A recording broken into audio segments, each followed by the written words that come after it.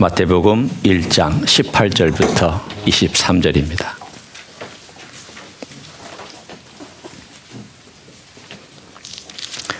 (1장 18절부터) 저와 여러분이 한 절씩 교독합니다. 예수 그리스도의 나심은 이러하니라. 그의 어머니 마리아가 요셉과 약혼하고 동거하기 전에 성령으로 잉태된 것이 나타났더니 그의 남편 요셉은 의로운 사람이라 그를 드러내지 아니하고 가만히 끊고자 하여 이 일을 생각할 때에 주의 사자가 현몽하여 이르되 다윗의 자손 요셉아, 네 아내 마리아 데려오기를 무서워하지 말라. 그에게 잉태된 자는 성령으로 된 것이라. 아들을 낳으리니 이름을 예수라 하라. 이는 그가 자기 백성을 죄에서 구원할 자이심이라 하니라.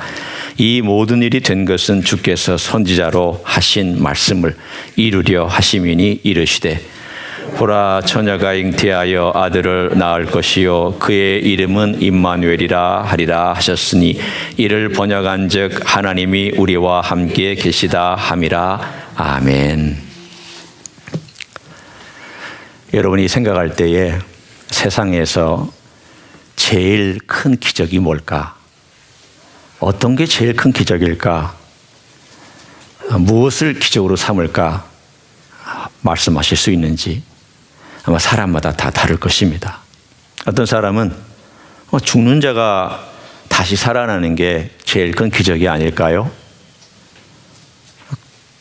또는 어떤 사람은 예수님이 무리를 걸으신 것 저는 아직도 잘 믿지를 못하겠습니다. 어쩌면 그런 것들이 큰 기적이 아닐까요?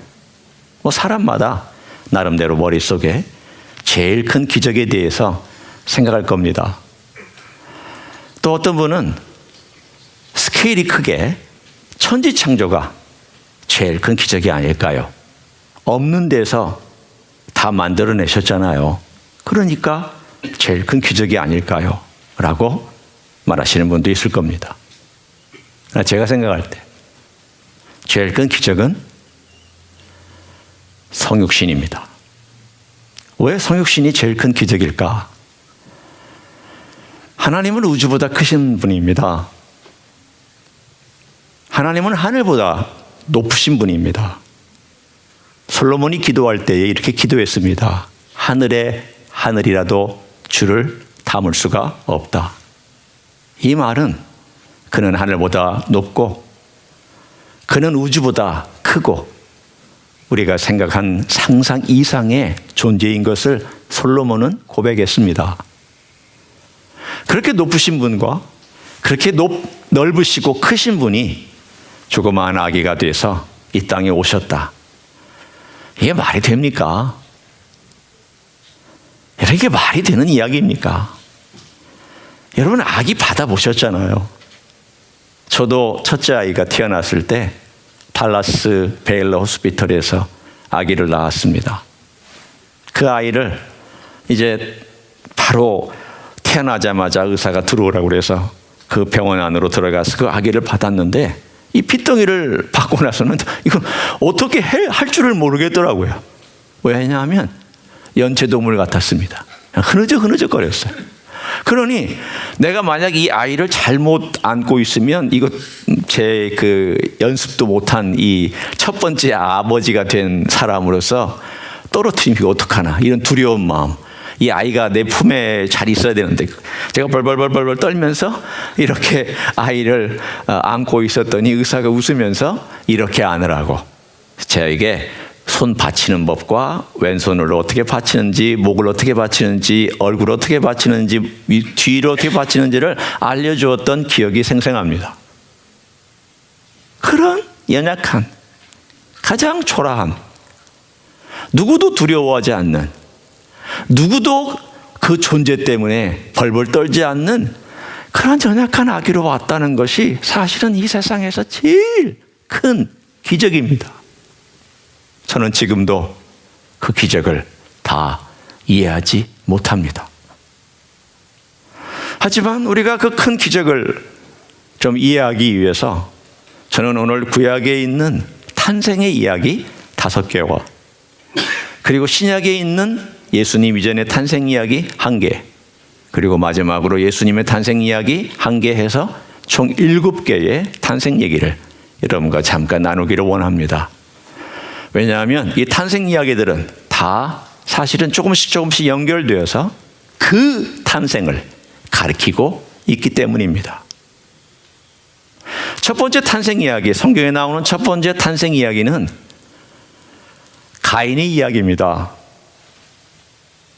아담과 하와가 범죄한 이후로 에덴 동산에서 쫓겨나서 낳은 첫째 아이, 그 사람의 이름은 가인입니다. 그 뜻을 얘기하면 내가 얻었답니다. 뭘 얻은 것일까요? 여러분이 짐작하다시피 우리가 비록 쫓겨났지만 이 땅에서 생명을 얻었다. 그래서 너무 기쁜 나머지 그 얻은 기쁨을, 이름을 가인이라고 정해서 명칭을 했습니다. 기뻤겠죠. 첫 아이가 태어났으니까 얼마나 감격스러웠겠습니까? 인류 두 사람은 태어난 적이 없이 만들어졌던 사람 아닙니까? 엄마의 뱃속을 통과한 적이 없는 아담과 하와가 그 엄마의 뱃속을 통과해서 나오는 첫 번째 아기를 만났을 때 그 감격은 아마 우리가 지금 아이를 안았을 때 감격보다 그 이상의 감격이 있었을 것입니다. 그런데 이 가인은 폭력을 가져온 사람이 되었습니다. 아담과 하와가 범죄했지만 사실은 아담과 하와가 남을 괴롭힌 것은 별로 없습니다. 모르긴 몰라도 일단 창세기에는 그런 이야기는 나오지 않습니다. 그런데 이 가인은, 그의 첫째 아들인 가인은 남을 괴롭힌 사람입니다. 폭력을 가져왔습니다. 살인했습니다. 피를 흘려서 땅을 오염시켰습니다. 지금 일어나고 있는 우크라이나 전쟁과 팔레스타인의 전쟁에 피 흘리고 있는 첫 번째 주자가 누구냐? 가인입니다. 물론 아담과 하와가 범죄해서 나온 결과지만 그러나 그것을 실행에 옮겨서 피 흘린 사람의 첫 번째 가인입니다. 누굴 죽였느냐? 자기 동생 죽였습니다. 왜 죽였느냐?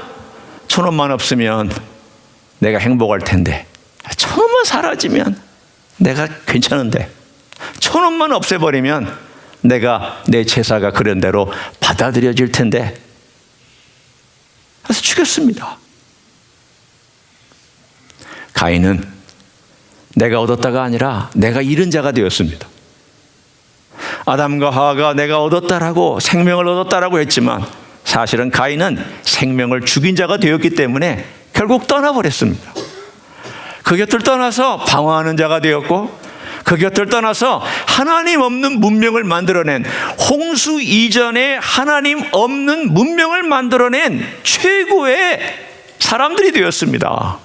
창세기 보면 참 재미있는 이야기가 많은데, 퉁수를 만든 사람, 양치기를 한 사람, 음악을 처음으로 만들어낸 사람, 문명을 만들어낸 사람, 성을 건축한 사람, 모든 것을 우리가 경험하고 있는 이런 비슷한 것들을 제일 먼저 만들어낸 사람들이 가인의 후예들입니다.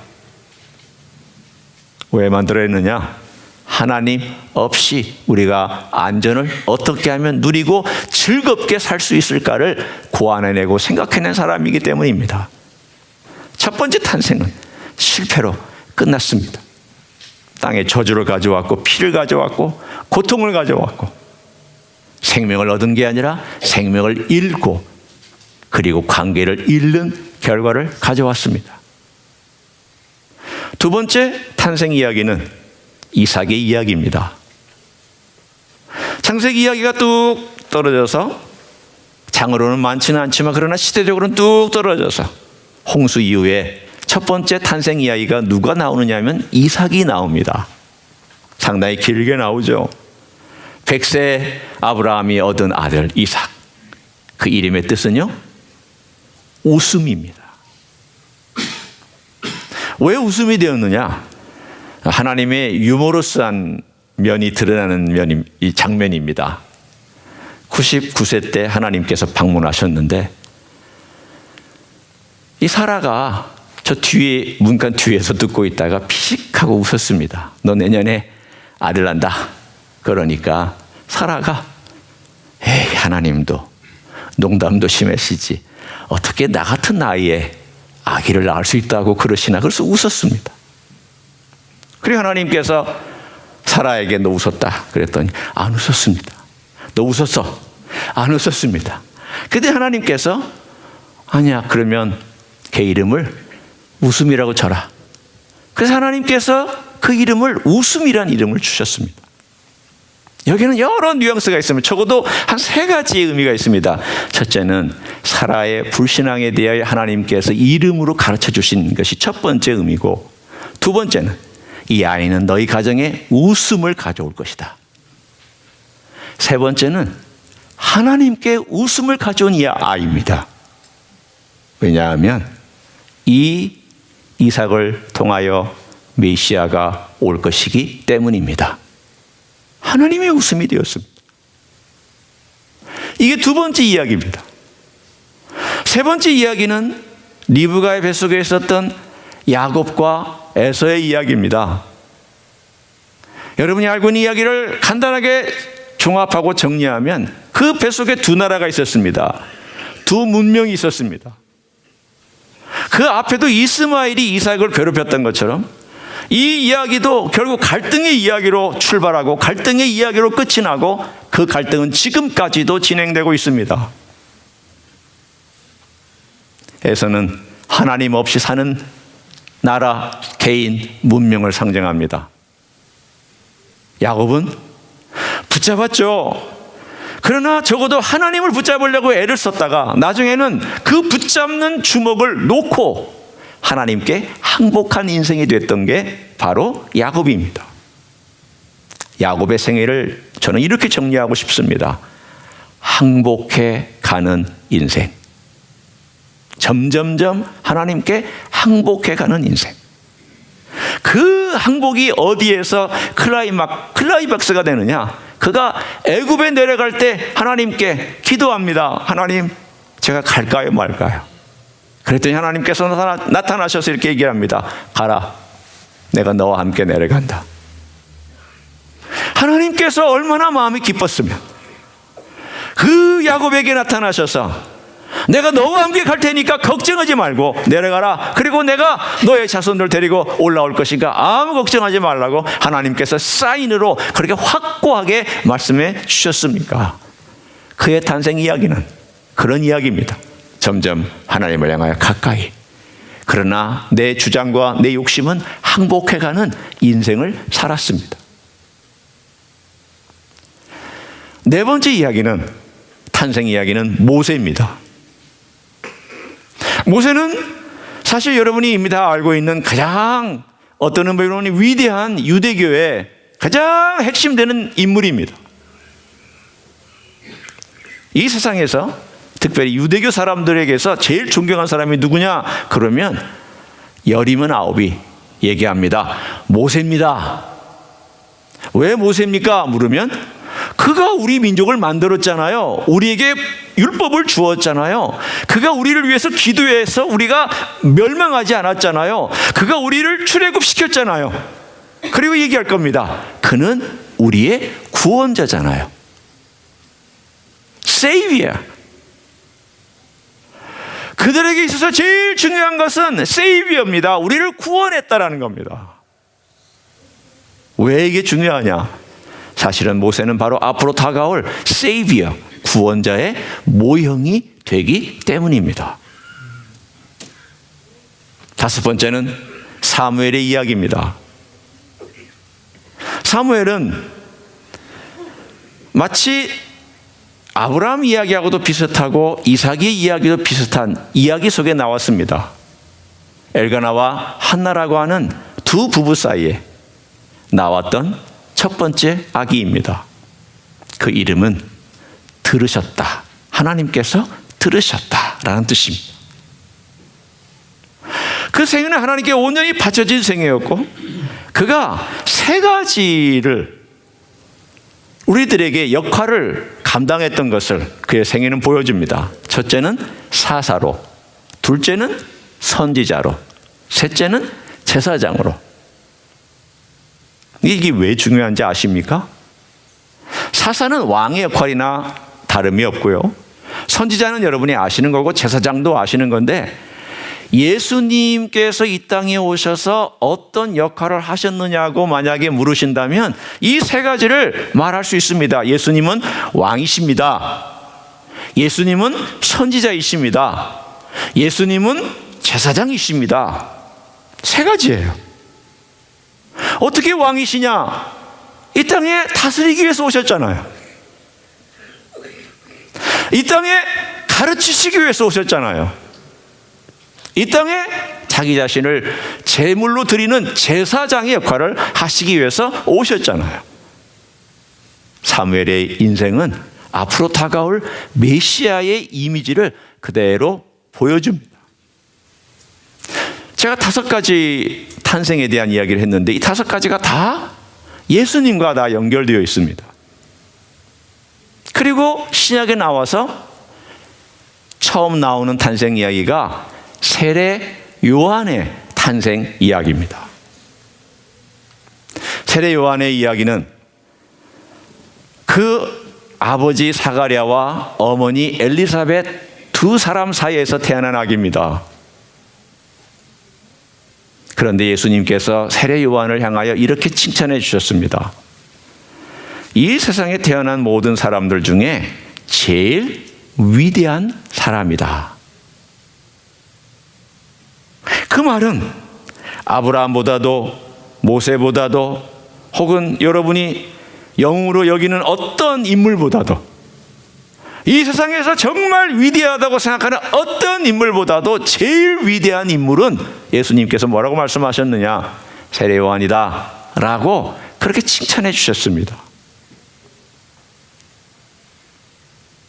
예수님께서 활동을 시작하실 때에 예수님의 정체성, 아이덴티티를 안 사람은 세례 요한밖에 없습니다. 자기의 정체성을 정확하게 안 사람도 세례 요한밖에 없습니다. 세례 요한은 자기를 얘기하기를 나는 그의 신들매도 감당하지 못합니다. 그리고 예수님을 향하여 말씀하기를 세상 죄를 지고 가는 하나님의 어린 양을 보라. 나는 그를 준비하기 위해서 온 자요. 그는 주인공이다. 나는 그 주인공을 위해서 길을 닦아놓는 자요. 그는 이 땅에 주인공으로 온 분이다라고 자기의 신분과 예수님의 신분을 정확하게 알고 있었습니다. 물론 나중에 감옥에 갇혔을 때 잠깐 흔들리긴 하지만 그는 끝까지 예수님의 오심을 준비하며 형장의 이슬로 사라졌던 가장 위대한 사람이었습니다. 부자 아니었습니다. 가진 거 없었습니다. 그의 가진 것은 지팡이 하나, 약대 토롤 하나, 신발 하나, 그게 전부인 그러나 가장 위대한 인생을 살았던 사람입니다. 그러나 이 가장 위대한 인생을 살았던 세례 요한이 가르치고 있고 5명의 구약의 인물들이 가르치고 있는 그 탄생 이야기, 그것은 바로 예수 그리스도의 탄생 이야기입니다. 여러분이 구약의 탄생 이야기를 읽을 때마다 뭘 염두에 두고 늘 보시기 시작하시냐면 이 이야기는 어떻게 예수님으로 연결될까?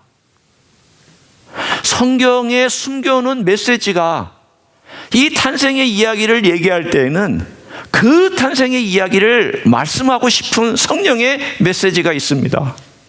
자, 지금부터 제가 구약에 말하고 있는 이 5가지의 메시지가 어떻게 예수님으로 연결되는지 정리합니다. 가인, 이 땅에 피를 가져왔죠. 폭력을 가져왔습니다. 그러나 예수님께서 오늘 우리가 읽은 것처럼 이 땅에 아기로 오셔서 그 이름을 임마누엘이라고 칭함을 받으시며 우리 곁에 머무실 때에 그분이 왜 머물기 위해서 오셨습니까? 피 흘린 이 땅 구원해야죠. 가인이 가져온 갈등과 피 흘리는 것 회복시켜야죠. 이 땅의 저주 없애주셔야죠. 이 땅에 있는 숱한 눈물과 아픔, 아벨이 땅에서 그 피가 부르짖는다고 말씀했습니다. 무고한 피와 무고한 이야기와 무고한 것들과 이 땅에 흘려진 모든 것들에 대하여 해결하셔야 될 분이 언젠가는 오셔야 됩니다. 그리고 그분이 오셨습니다. 가인의 탄생은 인간에게 슬픔을 가져왔고 저주를 가져왔지만 예수님의 탄생은 우리에게 회복과 기쁨과 그리고 생명을 가져온 이야기입니다. 그분의 생애는 이삭의 탄생과 비슷하고 야곱의 생애와 비슷합니다. 왜 비슷하냐면 예수님 순종하며 사셨고 예수님은 항복하며 사셨습니다. 아마 이렇게 여러분이 물어보실 수 있습니다. 아니, 목사님, 예수님은 무슨 항복을 해요? 예수님은 그냥 하나님이신데 하나님이시니까 그 마음대로 하신 거 아닙니까? 그렇지 않습니다. 저는 성경 읽을 때마다 제일 지금도 잘 이해가 안 되는 부분 중에 하나가 예수님께서 아버지의 뜻대로 아버지와 함께 아버지가 원하시는 것, 내 양식은 아버지의 뜻을 행하며 그의 일을 온전히 이루는 이것이니라. 그 아버지를 대단히 의식하며 사셨던 그 이야기가 사실은 잘 이해는 안 됩니다. 왜냐하면 아니, 예수님은 그냥 당연히 하나님 의식하게 되는 거 아닐까요? 예수님은 하나님이시니까 아버지하고 늘 그냥 놔둬도 교통하는 것 되지 않을까요? 여러분 같으면 어떻게 해석하시겠어요? 아니, 아들이 아버지를 사랑하고 아버지하고 대화하고 아버지하고 같이 나누는 이것이 그냥 자연스럽게 되는 건데 뭘 그렇게까지 의식하고 그렇게까지 노력하고 그렇게까지 해야 됩니까?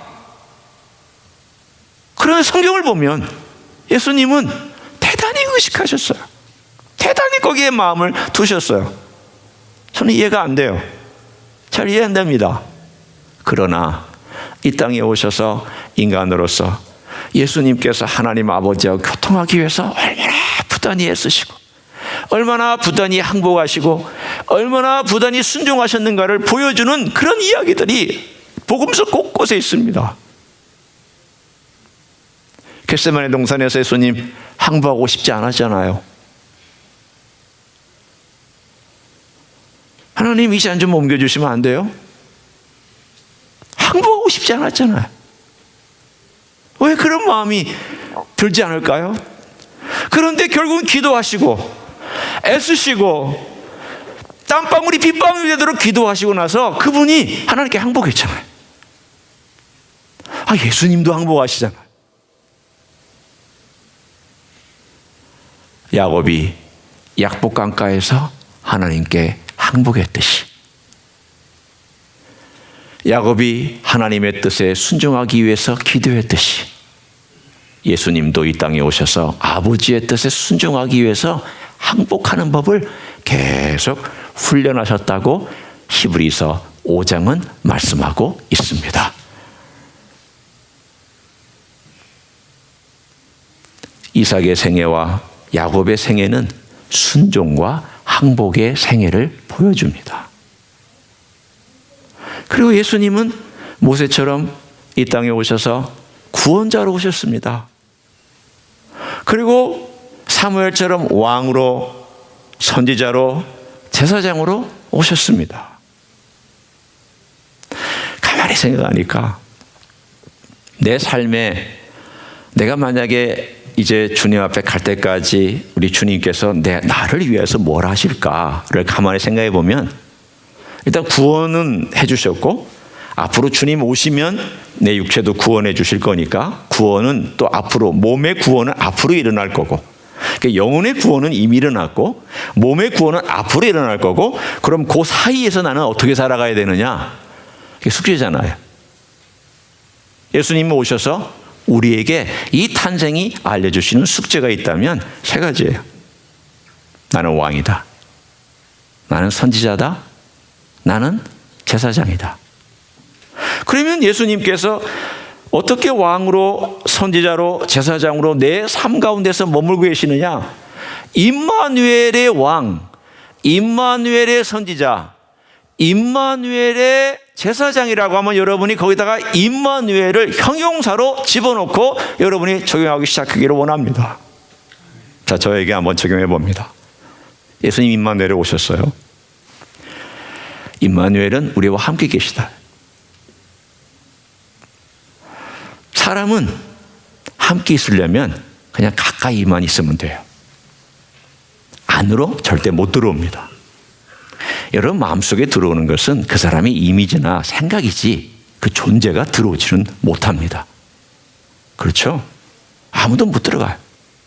여러분 마음속에 뭐가 있는지, 어떤 생각이 있는지 몰라요. 아무도 몰라요. 우리는 그냥 겉으로 알고 관계를 통해서 알고 대화를 통해서 알 뿐이에요. 그것도 우리는 그 사람을 잘 모르잖아요. 몰라요. 이 사람이 이런 모습이 있다라고 나중에 발견하고 나면 깜짝깜짝 놀랄 때가 참 많이 있습니다. 우리는 기껏해야 곁에 있을 뿐이에요. 그만 해도 감사해요. 제가 제 아내에게 고맙다. 요즘 고마운 적이 상당히 많아요. 내 곁에 있어줘서 참 고맙다. 여러분, 아내가 제일 듣고 싶은 이야기가 뭘까요? 이런 거예요. 또 남편이 제일 듣고 싶은 이야기가 뭘까요? 아, 당신이 내 곁에 있어줘서 참 고맙다. 당신 때문에 행복하다. 곁눈질 하시는 분이 계시는데 그렇게 해달라는 뜻인 것 같아요. 사실은 정말 그래요. 진심이에요. 그리고 제 아내는 생각보다 새로운 것을 좋아해요. 그 남편을 새롭게 안 바꾼 것만 해도 감사해. 저만 가지고 이 30년이 넘게 이 오래된 나를 바꾸지 않고 살아간 것만 해도 정말 감사해요. 정말이에요. 여러분, 홈디포에 가면요, 새로 나온 물건에 대해서 시간 뺏기는 사람이에요. 제 아내가. 다이아몬드나 뭐 금은빵 같은 거 이런 건 전혀 관심이 없는데 홈디포 가면은요, 새로운 기계 나왔네, 새로운 물건 나왔네. 그럼 그 앞에서 시간 엄청 많이 보내요. 그런 사람이에요, 제 아내가. 새로운 거 좋아하고 새로운 기계 좋아하고. 저 핸드폰 한 번 바꿀 때 3번 바꿔요. 왜? 계속 업데이트 해야 되니까 새로운 것들로. 저는 그렇지는 않아요. 저는 지금 6년째 똑같은 핸드폰 쓰고 있어요. 저는 바꾸지 않아요. 저는 그냥 가지고 있는 거 쓰는 걸 좋아하는 타입이에요. 그렇지만 제 곁에 있어요. 제 안으로 못 들어와요. 어떨 때는 잠자다가 이렇게 한번 툭 한번 만져봐요. 있구나. 내 곁에 있구나. 그런데 제 아내도 제가 잠자다가 저렇게 만질 때가 있어요. 제가 이렇게 무의식 중에 누가 날 만지네 그러면 슬쩍 만져보고 있더라고요. 왜 만지는지 모르겠어요. 살아있나? 숨쉬고 있나? 그렇지만 우리 안으로 못 들어와요. 아무리 가까워도 내 안에 못 들어와요. 그런데 예수님은 성령님을 통하여 내 안에 들어오셨어요. 여러분, 가장 가까이 있는 법이 뭡니까? 곁에 있는 거 아니에요. 안에 있는 거예요. 나와 함께 하시기 위해서 내 안에 머물고 계시는 예수님을 한번 생각해 보세요. 나는 이게 너무 기적 같고 너무 황홀하고, 우주보다 크시고 이 하늘보다 높으신 분이 이 땅에 내려오셔서 인간이 되시고 부활하신 다음 승천하셔서 성령님을 보내신 다음 성령님이 내 안에 들어오셔서 계시는데, 이 성령님을 통하여 내 안에 머물고 계시다고. 임마누엘이라고. 자, 왕으로 계시죠. 왕으로 계시니까 예수님은 내 안에 계시면서 왕으로 나를 다스리고 싶어 하세요.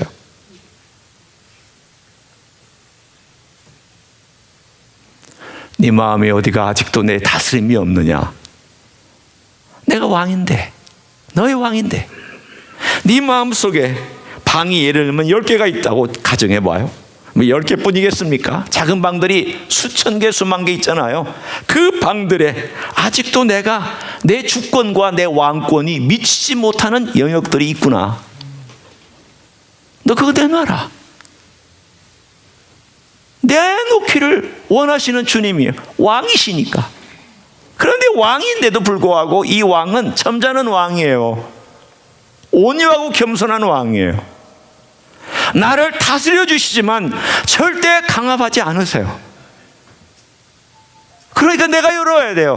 내가 그분께 그 문을 가지고 와야 돼요. 그분의 열쇠를 드려야 돼요. 주님, 열어드릴게요. 오세요. 저를 다스려 주세요. 제 안에서 왕이 되어 주세요. 이 영역들을 다 다스려 주세요. 첫 번째 질문입니다. 임마누엘인가? 그분이 임마누엘 왕이신가? 둘째, 임마누엘 선지자이신가? 그분이 여러분을 가르치시고 싶어 하세요. 선지자는 말씀으로 가르치잖아요. 들려주시잖아요. 깨닫게 해주시잖아요.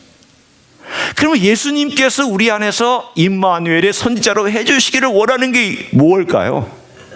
넌 내게 배워라. 듣고 배워라. 예수님께서 마태복음 11장에도 말씀하셨잖아요. 내 멍에를 메고 내게 배우라. 주님께서 우리 안에 들어오신 목적은 뭐냐면 가르치시려고 하는 거예요. 왜? 여러분, 멀리 가지 말고요. 자기 자신을 보시면 되잖아요. 내 자신을 보면은요, 참 고집스럽고, 참 내 중심적이고, 안 배우려고 해요. 나 다 알아. 그거 다 아는 거야. 신앙생활 한 30년, 40년 전 하고 나면은, 에이, 그거 다 알지. 뭐, 그거 다 몰라. 그게 아니더라고요. 제가 하나님 말씀을 다 안다고 생각했지만, 사실은 모르는 인생이었습니다. 목사지만 그렇습니다. 세 번째로, 예수님은 임마누엘 제사장이십니다. 나를 위해 간구하시잖아요. 지금도 하나님의 보좌 우편에서 아버지께 나를 위하여 간구하시고 성령께서 내 안에서 탄식하시며 간구한 그것을 그대로 받아서 우리 예수님은 아버지께 간구해 주시는 제사장이라고 말씀하셨습니다. 얼마나 감사해요. 저는 참 나 같은 인생 좀 생각하면 생각할수록 주님, 저 같은 죄인을, 저같이 허물 많고 고집스럽고 참 인생 괴팍하고 어리석은 인생을 위해서 주님께서 이 땅에 오셔서 곁에 머무셨을 뿐만 아니라 이제는 내 안에 들어오셔서 나와 함께 머무시려고 하는 그 은혜가 이렇게 커서 제가 이걸 어떻게 감당합니까?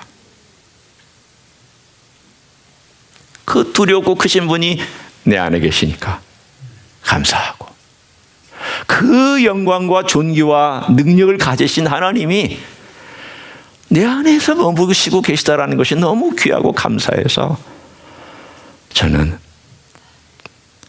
이 감격을 여러분과 함께 나누고 싶었습니다. 임마누엘의 우리 주님, 왕이십니다.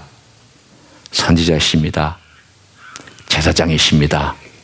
이 임마누엘의 놀라운 메시지가 여러분 평생 동안 아주 귀하고 값진 선물로 날마다 새롭게 되어지는 역사가 있기를 예수님의 이름으로 간절히 축원합니다. 기도하시겠습니다.